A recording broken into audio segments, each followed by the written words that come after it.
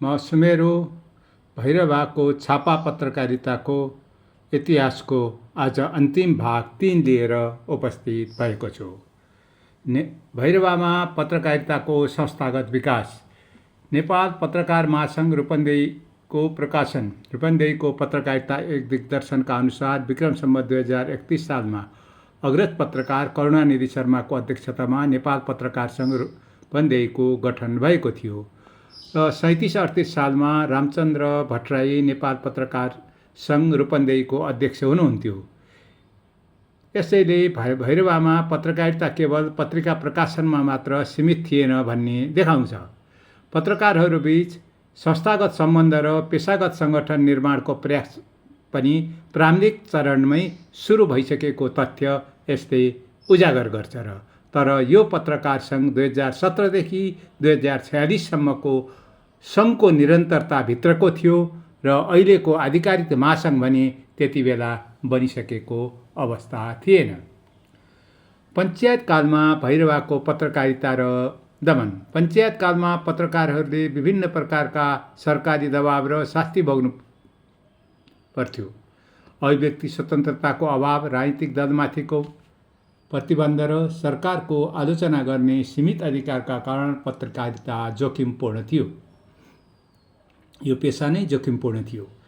कडा सेन्सरका कारण समाचार पत्रिका र पुस्तकहरू सरकारी निगरानीमा रहन्थे।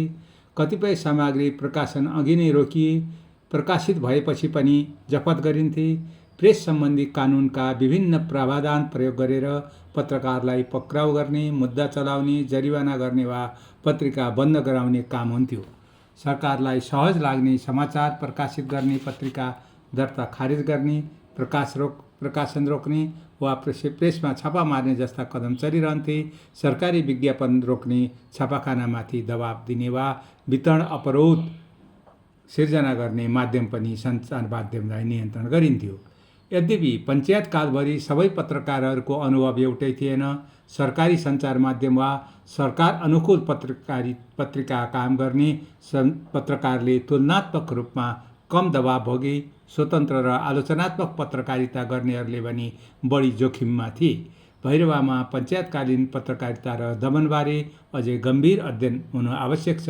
त्यस समयमा पत्रकार, सम्पादक र प्रकाशकलाई अञ्चलाधीश तथा प्रशासनिक निकायले बोलाएर प्रकाशन सामग्रीबारे सोधपुछ गर्ने, स्पष्टीकरण माग्ने र कतिपय अवस्थामा कागज गराउने गरेको चर्चा अझै सुनिन्छ र त्यस समयका पत्रकारहरूले भएका अनुभवलाई अभिलेखमा ल्याउन सके भैरवाको पत्रकारिताको एउटा महत्त्वपूर्ण अध्याय पुरा हुनेछ।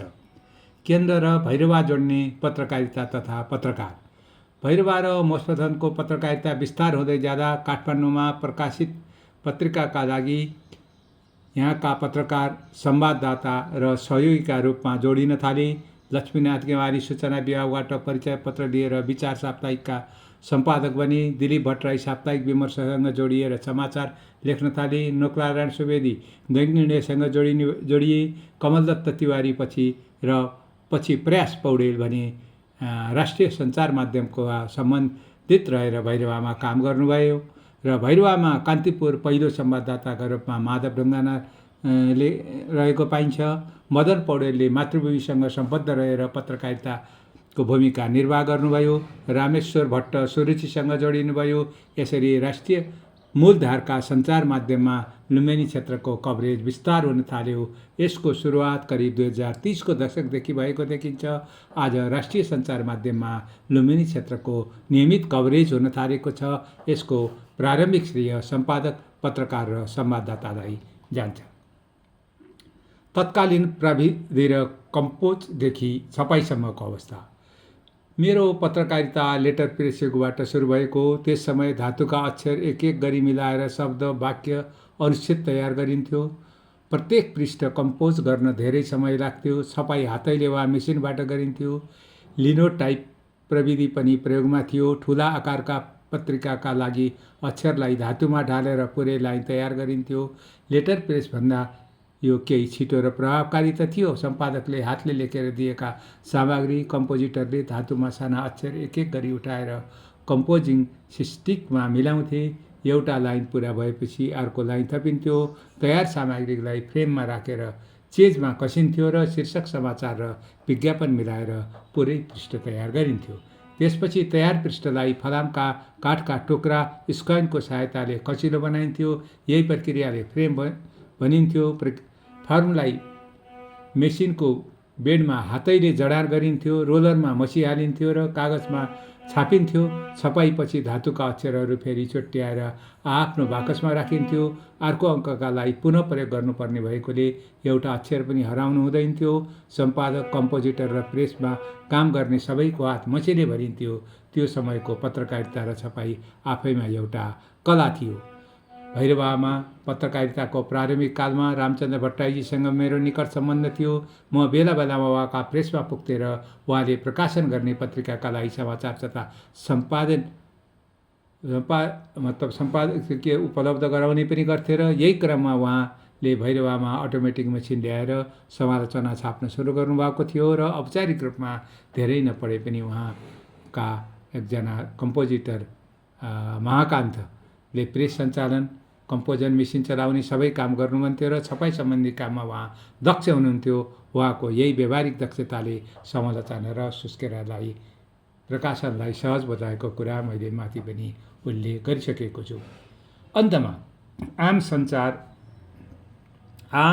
आज यो आम सञ्चारको साम्राज्यमा प्रवेश हामी गरिसकेका छौँ र संसार बिनाको सार कल्पना गर्न सकिँदैन। छापाबाट सुरु भएको पत्रकारिता रेडियो, टेलिभिजन, इन्टरनेट हुँदै डिजिटल मिडिया तथा सामाजिक सञ्जालसम्म आइपुगेको छ। माध्यम बढेका छन् र पहुँच बढेको छ, तर यही सूचना जनतासम्म पुर्याउने चुनौती झन् जटिल बन्दै गएको छ। मिथ्या सूचना र भ्रमाक सामग्रीले को चाहिँ यो बाढी नै छ र यो बाढीले पत्रकारिताको विश्वसनीयतालाई चुनौती दिएको छ।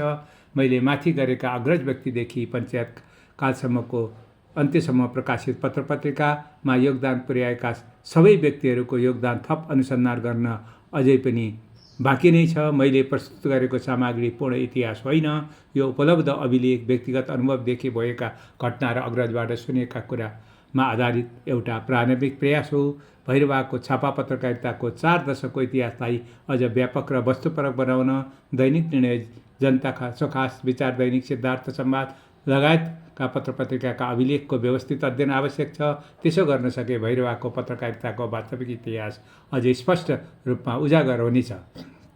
2046 सालपछि भैरवाको पत्रकारितामा पनि फेरबदल आयो। केही पत्रिकाहरू जन्मिए, केहीले नयाँ बाटो लिए, कोही बन्द हुने अवस्थामा पुगे। त्यसैले नयाँ पुस्ताले यसरी बुझ्दा सत्यको नजिक पुग्नेछ। 2046 सालको राजनीतिक परिवर्तनले पञ्चायती पत्रकारिता प्रणालीको अन्त्य गर्यो, तर पञ्चायतकालका पत्रकारिता गरेका सबै पत्रकारहरूको अवसान भएन। उनीहरूमध्ये धेरैले नयाँ राजनीतिक परिवेश अनुसार आफूलाई रूपान्तरण गर्दै पत्रकारिता निरन्तर गरे भने केही भने इतिहासको पानामा सीमित भए। त्यसैले परिवर्तन व्यवस्था र पत्रकारिताको चरित्रमा आयो, सम्पूर्ण पत्रकार समुदायमा होइन। भैरवाको छापा पत्रकारिता केही पत्रिका र केही पत्रकारको मात्र कथा होइन, यो सीमित साधन, कठिन प्रविधि र राजनीतिक दबावका बीच एउटा पुस्ताले निर्माण गरेको पत्रकारिताको इतिहास हो। त्यसैले यसको अभिलेख सुरक्षित गर्नु आजका पुस्ताको जिम्मेवारी हो। अहिलेलाई यति। धन्यवाद। नमस्कार।